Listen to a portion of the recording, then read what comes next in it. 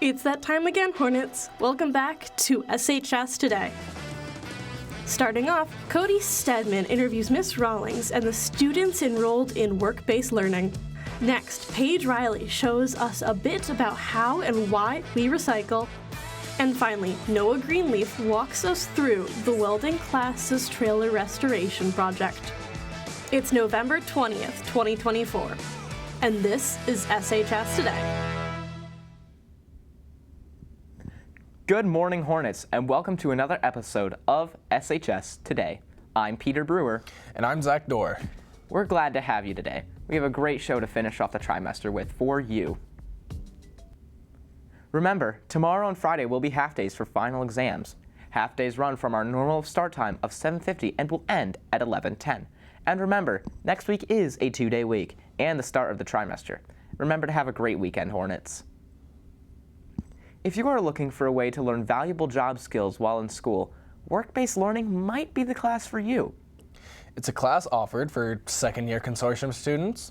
WorkBased Learning, with this program, we can obtain valuable job skills. Ayana Loring shows us this amazing program you can join.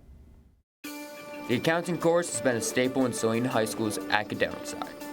With a new teacher leading the class, the SWWA Consortium seeks to start a new program for second-year consortium students looking for a new experience.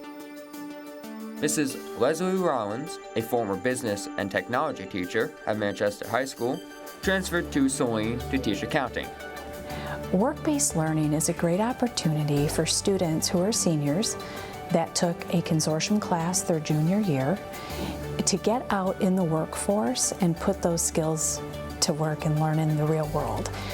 They get release time from school and they're graded just like a class, but they get to go out in the field and work and earn money. This course has helped students work at different jobs, from serving food at Dan's Downtown Tavern to working as a mechanic at Lexus car dealership in Ann Arbor. It gives me more time at work. So instead of being here, I can go to work, focus more, and have more time and more experience hours there. I'd say if you're someone who's looking to make money, then I'd say go ahead and do work-based learning. It'll give you more time and give you more connections. I love doing CAD, and I think it's a great opportunity to do something you love, but also to get paid for it. I mean, I want to be a mechanical engineer when I grow up, and a big part of that is CAD and doing design work. And so working with the company that I am now, it will help me learn industry standards to help me with my job. This program has become a major part of students' academic journey while helping them become more accustomed to the outside world. Reporting for SHS Today, I'm Ayana Loring. Back to you in the studio. Having a job is always good for you because of the valuable skills that you will learn from the workforce. And learning how to get work skills in school with the SWWC. That too. Speaking of the SWWC, on Thursday, December the 5th, the South and West Washtenaw Consortium has their annual open house. It is open from 6:30 to 8 p.m., right here at Saline High School. Sophomores and juniors should join us to learn about and see all of the different programs offered through the consortium. They will also get to talk to plenty of the students who are already enrolled in these programs. Hey, I've been making sure to recycle leftover papers from class, but I really don't know if I'm doing it right. You know, I heard there's a class here at Saline that does recycling. Let's take a look at how we can be sure we are recycling properly and teaching each other the same, and at how we can better ourselves at home, school, by recycling. Here at Saline High School, we have the ability to recycle, but oftentimes we might not know what goes into it behind the scenes. So I sat down with Mr. Denton and he gave us some insight into how the process works. There's a consortium that deals with picking up the recycling. So every other week on Thursdays we go room to room and use the big blue bins that are in the copy rooms and collect recycling from each of the classrooms. So it takes a little bit of class time, but we all realize it's a good service to be able to get, if the students can get the material in the right bins, we can get those bins out to be collected by the county.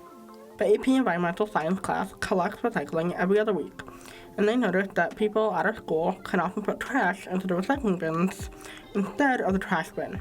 If it's garbage, it should go in the garbage can. If it's recycling, it should go in the recycling can. But when we start mixing those two, especially with garbage getting into the recycling cans, it ends up ruining the entire bin. And I think that's been the biggest struggle we've had here at school, is people putting cups of coffee that are still full and other things that then cause all of that other recycling to have to be thrown away. Some feel bad about throwing rubbish away. That could have gone in the recycling. Mr. Denton has a different opinion on it. It's okay to throw things away. I think we have what they call aspirational recycling, where I feel kind of bad taking this container that has oils or liquids in it and throwing it in the garbage, and instead thinking that it's better to put it in the recycling, when the reality is the opposite's true.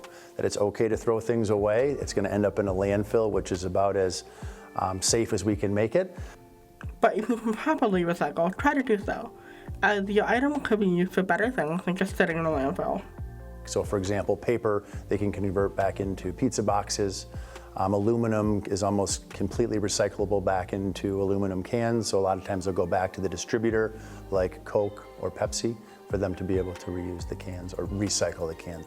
Recycling isn't free, so Washington County pays for it. Therefore, recycling doesn't cost the school anything monetarily, but the county does require a few things. This being one of them. They come and speak to the staff, and then I'm going to have them come in and do a waste audit with one of my classes, where we're going to take a couple of bags of trash after the 3 lunches and look through what people typically throw away, how much of that material could have been diverted through recycling. We can all strive to be at least a little bit cleaner.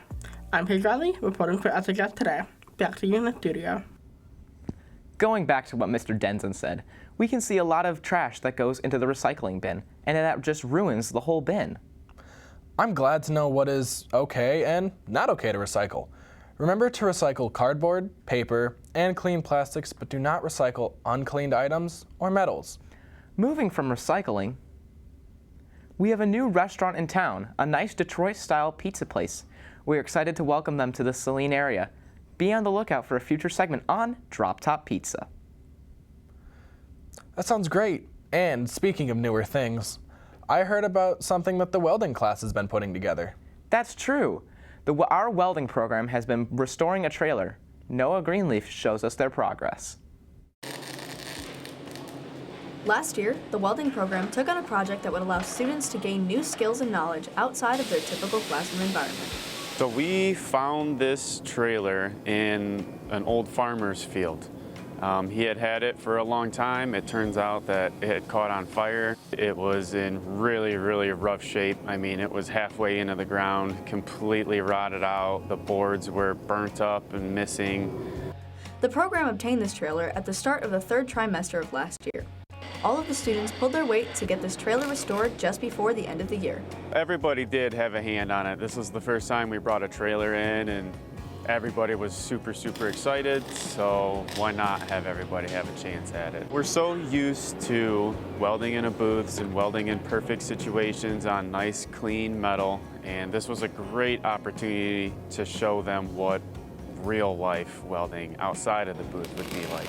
We got to basically cut out new pieces and weld and fix old welds and put new wood on it, and basically you start from nothing and you work your way up to something nice, and that's a good skill to have.